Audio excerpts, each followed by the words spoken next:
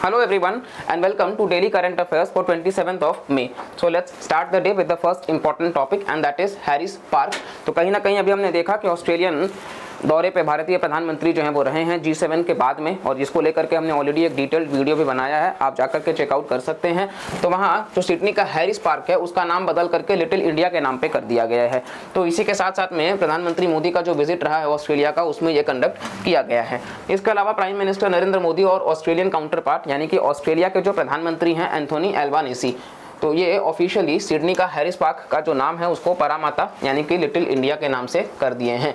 ठीक है, Harris Park जो है वो होम है लार्ज इंडियन कम्युनिटी का। वैसे भी डायस्पोरा जो है वो ऑस्ट्रेलिया में काफ़ी ज़्यादा है भारतीयों का, और इसके अलावा ये एक यूनिक डेस्टिनेशन भी बन चुका है इंडियन क्यूजाइन के लिए यानी कि खाने पीने के लिए, और साथ साथ में भारतीय ओन्ड बिजनेसेस के लिए। तो ये मतलब कहीं ना कहीं आप देख सकते हो ईज ऑफ डूइंग बिजनेस भी काफ़ी बेहतर हो रहा है वहाँ का।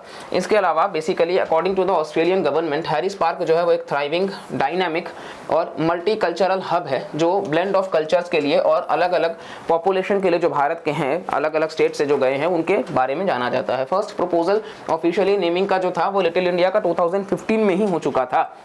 हैरिस पार्क जो है वो स्मॉल सब अर्ब है वेस्टर्न सिडनी में, जो कि न्यू साउथ वेल्स का पार्ट है यानी कि स्टेट है ईस्ट कोस्ट ऑफ ऑस्ट्रेलिया। खैर इतना आपको डिटेल में जानने की ज़रूरत नहीं है।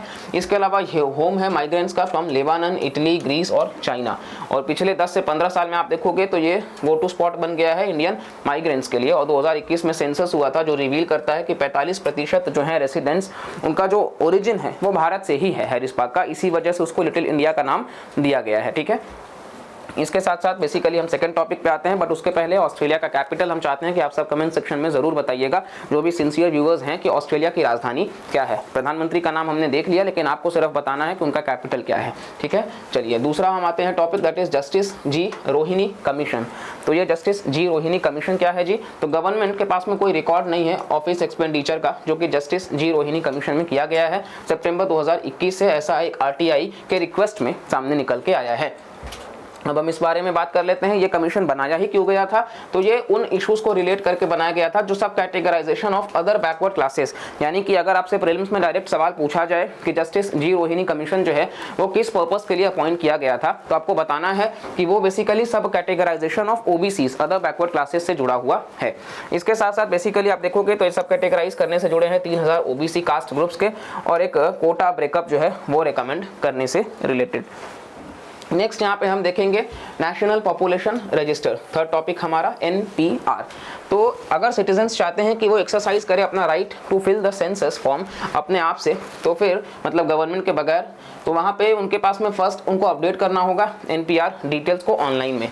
ठीक है, अब NPR क्या है हम इस बारे में बात कर लेते हैं। सेंसस 2021 जो है वो पोस्टपोन कर दिया गया है इनडेफिनेटली के लिए, यानी कि, और ये फर्स्ट डिजिटल सेंसस जो है वो अपने आप में सिटीजन्स को एक अपॉर्चुनिटी देगा कि वो सेल्फ एनुमरेट कर सकते हैं जब भी वो कंडक्ट होगा। ठीक है, यानी कि अपने आप से वो अपने सारी डिटेल्स को पहली बार में फिल कर पाएंगे। ऐसा फर्स्ट डिजिटल सेंसस हो जाएगा, और सेंसस जो है वो 2 फेजेस में कंडक्ट होने का ऐसा बात हुआ है।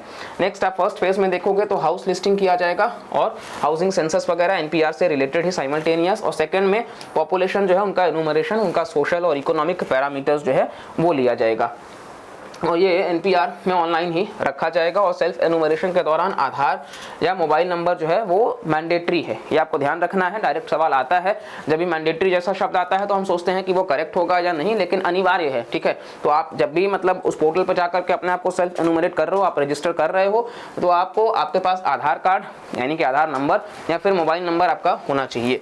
इसके साथ साथ बेसिकली NPR की बात कर लेते हैं, तो ये एक रजिस्टर है जिसमें डिटेल्स होता है पर्सन्स का जो यूजुअली गांव में रहते हैं, या फिर बेसिकली आप देखोगे टाउन में या फिर वार्ड में, किसी भी तरीके से, मतलब वो शहर हो, ग्रामीण इलाका हो, कहीं पर भी देश में यूजुअल रेसिडेंट्स की ये बात करता है।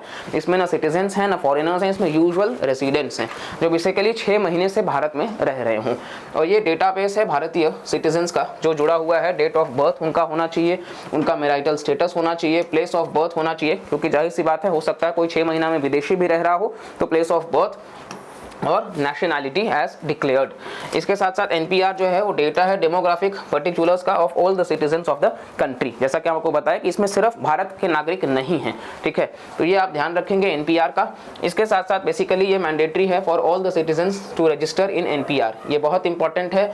अगेन हम बोल रहे हैं कि ऐसे सवाल बनते हैं तो ये मैंडेटरी है सभी सिटीजन्स के लिए इस देश के कि वो अपने आप को रजिस्टर करें। जो भी मतलब 6 महीने से भारत में रह रहे हैं, चाहे वो इंडियन सिटीजन हो चाहे वो फॉरेनर हो, लेकिन उनको रजिस्टर करना कंपलसरी होगा।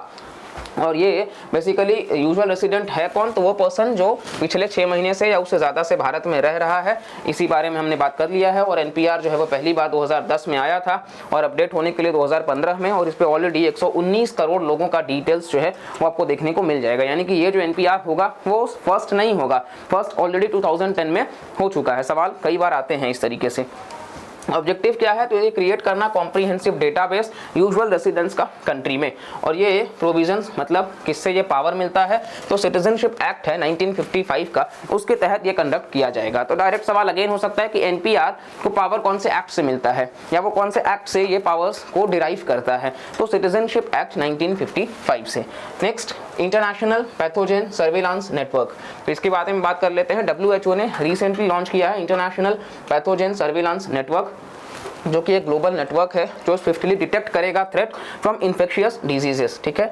इसके अलावा ये एक ग्लोबल नेटवर्क है बचाने के लिए लोगों को इन्फेक्शियस थ्रेट्स से जो पैथोजेन जीनोमिक्स से होता है।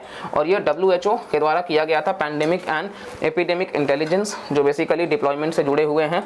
और इसके अलावा पैथोजन जीनोमिक्स जो है, जैसे कि आप देखोगे वायरसेस हो गया, बैक्टीरिया हो गया और बाकी के जो डिजीज कॉजिंग ऑर्गेनिजम्स हैं, किस तरीके से वो इन्फेक्शियस होते हैं और कितना वो डेडली साबित हो सकते हैं और किस तरीके से वो फैलते हैं, इन्हीं सब के इन्फॉर्मेशन की बात करी जाएगी। और ये एक प्लेटफॉर्म होगा जो जोड़ेगा कंट्रीज को बाकी रीजन्स के साथ में और कलेक्ट करने से जुड़ा हुआ होगा सैंपल्स को।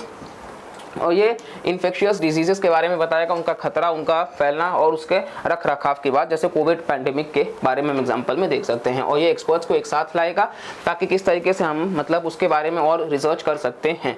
और ये कहीं ना कहीं सारे जो खतरे होंगे उन सबको पहले से सर्विलांस करके उनके थ्रेट को अवेयर रखेगा। बेसिकली आप देखोगे तो यहाँ पे प्रैक्टिस करने की बात करी गई, जो भी चैलेंजेस आएंगे उन कम्युनिटीज़ को हैंडल करने में। और इसके अलावा एक कंट्री स्केल अप एक्सीलरेटर भी बनाया जाएगा, फिर फंड भी किया जाएगा ताकि बैलेंस रह सके। और इसके साथ साथ ग्लोबल पार्टनर्स फोरम भी इसी में कवर होगा। और नेक्स्ट यहाँ पे हम बात करेंगे तो बेसिकली स्मार्ट सिटीज़ मिशन हमारा एक टॉपिक है। तो रिसेंटली गवर्नमेंट ने कहा है कि 90% से ज़्यादा जो फंड्स हैं जो एलोकेट किए गए हैं अंडर स्मार्ट सिटीज़ मिशन, वो अभी तक इस्तेमाल नहीं किए गए हैं, जबकि 73% जो प्रोजेक्ट्स हैं वो कंप्लीट हुए हैं। मतलब 90% जो फंड्स एलोकेट किए गए थे उसमें से मतलब आप देखोगे तो फुल्ली यूटिलाइज नहीं हुआ है। तो उसी बारे में बात करते हैं, स्मार्ट सिटीज़ मिशन के बारे में। इसको लॉन्च किया गया था 2015 में, जून 2015 में, और ये इसको बढ़ा दिया गया था 2024 तक के लिए। ये आप ध्यान रखिएगा कि मतलब इसको जो 2024 तक के लिए एक्सटेंड कर दिया गया है। तो सवाल आपके एग्जाम में हो सकता है। यूजुअली अभी EPFO का भी एग्जाम होना है तो गवर्नमेंट स्कीम्स के ऊपर वहाँ पे क्वेश्चन होता है, तो आप ध्यान रखिएगा। ऑब्जेक्टिव यही है, प्रमोट करना सिटीज़ को जो प्रोवाइड करता है कोर इंफ्रास्ट्रक्चर को, और एक डिसेंट क्वालिटी ऑफ लाइफ देना उनके नागरिकों को, और सस्टेनेबल एनवायरनमेंट देना। और 100 से ज़्यादा शहर जो हैं वो इसके स्टेज में चुने गए हैं, 2 स्टेज का है और सेंट्रली स्पॉन्सर्ड स्कीम है। ये आप ध्यान रखेंगे कि ये सेंट्रली स्पॉन्सर्ड है, 60-40 का रेशियो है, 60 सेंटर के द्वारा 40 राज्यों के द्वारा। इसके अलावा बेसिकली आप देखोगे इसका जो फाइनेंसिंग होगा वो अलग अलग तरीके से है कि लगभग 22.5% जो है वो सेंट्रल गवर्नमेंट से होगा, और इससे ऊपर का जो होगा फंडिंग वो राज्य या अर्बन लोकल बॉडीज़ भी डिसाइड करेंगे। इसके अलावा 21% जो है वो अलग अलग मिशन से पैसा को जोड़ करके भेजा जाएगा, जैसे कि स्वच्छ भारत मिशन हो गया, अमृत हो गया, हृदय हो गया, डिजिटल इंडिया हो गया, स्किल डेवलपमेंट हो गया। मतलब इसका जो भी पैसा आएगा उसको कन्वर्ट करके जोड़ा जाएगा।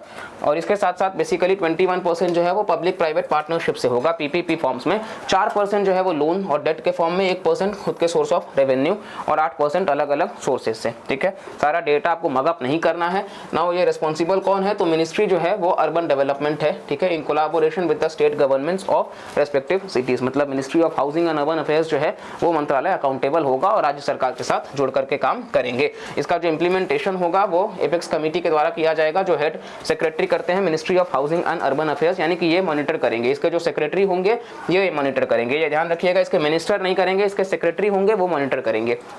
और ये बेसिकली रिपोर्ट्स देता है जो भी प्रोग्रेस हुआ है रियल टाइम पे उसी चीज़ को मैनेज करके। और यहाँ पे आप देखोगे तो बेसिकली एक फोरम भी बनाया गया है कि इस चीज़ को देखा जा सके कि किस तरीके से पॉइंट्स जो हैं मतलब आगे प्रोजेक्ट जो है वो आगे बढ़ रहा है। ठीक है, तो ये हमारा डेली करंट अफेयर्स था। उम्मीद करते हैं आपको नया कुछ जानने को मिला होगा। कंटेंट अगर आपको पसंद आ रहा है तो प्लीज़ लाइक करिएगा, और एंटायर वीडियो अगर आपने देखा है तो उम्मीद करते हैं कि बहुत कुछ नया जानने को मिला होगा।